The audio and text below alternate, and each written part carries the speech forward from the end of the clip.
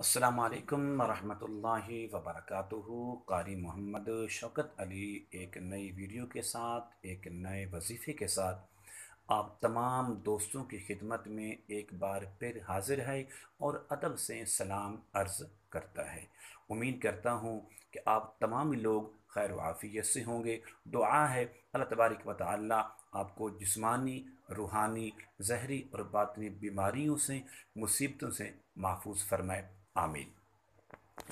मेरे दोस्तों, आज इस दौर में हर शख्स जो बीमार है उसको रूहानी बीमारी है या जिस्मानी बीमारी है, या वो ज़हरी बीमार है या वो बातनी बीमार है।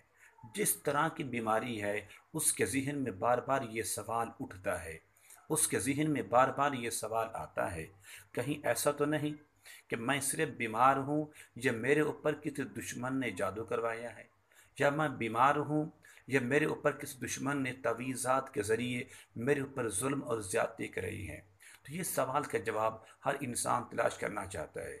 इस सवाल के जवाब के लिए हर बंदा दर बदर की ठोकरें खाता है, कोशिश करता है कि मुझे इस सवाल का जवाब मिल जाए। तो आज मैंने कोशिश की है, काविश की है इस सवाल को ढूंढने की, इस सवाल की जवाब को तलाश करने की।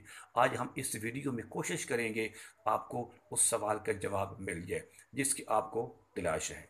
वो सवाल ये है, आप बीमार हैं तो आप पहले ये अमल करें, आप ये एक वजीफ़ा करें। वजीफ़ा ये है कि आपने सूरत फ़ातिहा 7 बार, सूरतुल काफिरून, सूरतुल इखलास, सूरतुल फलक और सूरतुल नास 7 बार, आखिर में 7 बार आयतुल कुर्सी पढ़ें। पढ़ने के बाद जो मरीज़ है, जो बीमार है, जिसको इस सवाल के जवाब का तलाश है कि मैं बीमार हूँ या जिन्नात का साया है या असेब वगैरह है या तवीज़ात हैं, आप उस पर दम करें। अब दम करने के बाद आपने मालूम ये करना है, अगर मरीज़ की मर्ज़ बढ़ जाए, दम करने की वजह से उसकी मर्ज़ बढ़ जाए, तो आप समझ लें कि इसको किसी हकीम के पास या डॉक्टर के पास जाने की ज़रूरत नहीं है, बल्कि इस पर तो जिन्नात का साया है, आसेब वगैरह है, किसी ने कराया नहीं है, बल्कि जिन्नात का साया इस पर खुद ब खुद हुआ है। अब इसको किसी अल्लाह वाले की सोबत में जाना चाहिए, किसी आमिल के पास जाना चाहिए, ताकि इसके ज़रिए इसका इलाज हो सके। नंबर 2, आपने दम किया, दम करने के बाद उसकी मर्ज़ में कुछ कदरे बेहतरी महसूस हुई, आपने महसूस किया कि उसमें बेहतरी हुई है। पहले वो उसकी जो हालत थी कुछ और थी, अब कुछ और है, बेहतर है, तो आप समझ लें कि इस पर किसी ने जादू करवाया है। तावीज़ात के ज़रिए, जिन्नात के ज़रिए, शयातीन के ज़रिए किसी दुश्मन ने वार किया है, किसी दुश्मन ने हमला किया है। अब भी आपको जाना होगा किसी हकीम के पास नहीं, किसी डॉक्टर के पास नहीं, बल्कि आप किसी आमिर के पास या किसी अल्लाह वाले की सोबत में जाना होगा ताकि इसका इलाज हो सके।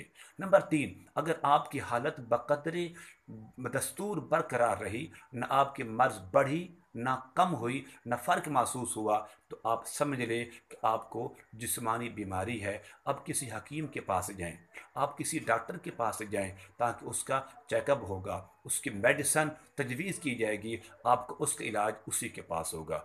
अगर पहली 2 हालतें हैं तो समझ लें कि उसका इलाज किसी हकीम के पास नहीं, बल्कि किसी अल्लाह वाले के पास है, किसी आमिल के पास है, किसी अल्लाह के नेक बंदू के पास होगा, आपको वहाँ जाना होगा। अगर तीसरी हालत हो तो फिर आपको किसी डॉक्टर से इलाज कराना होगा, टेस्ट करवाना होगा, मेडिसिन लेनी होगी, फिर उसका इलाज हो सकेगा। उम्मीद करता हूँ कि मेरी ये काविश आपको बहुत पसंद आएगी। आप मेरे इस चैनल को सब्सक्राइब भी करेंगे और सदका जारिया समझते हुए, नेकी समझते हुए आप इस चैनल के ज़रिए इस वीडियो को आप अपने दोस्तों तक व्हाट्सएप के ज़रिए, ईमो के ज़रिए, फेसबुक के ज़रिए इसको आप शेयर भी करेंगे, ताकि जितने लोग इस परेशानी के अंदर हैं, इस मुसीबत के अंदर हैं, इस सवाल का जवाब तलाश करना चाहते हैं, उनको बआसानी मिल जाएगा। उनकी दुआएं आपके साथ होंगी, उनकी खुशहाली आपके साथ होगी, वो खुश रहेंगे, आपके लिए दुआ करेंगे, तो यकीनन उनकी नेकियों में आपको भी हिस्सा मिलेगा और मुझे भी हिस्सा मिलेगा। उम्मीद करता हूँ इस उम्मीद के साथ अल्लाह तबारक व तआला हम सब का हामी और नासिर हो। अस्सलामु अलैकुम व रहमतुल्लाहि व बरकातुहू।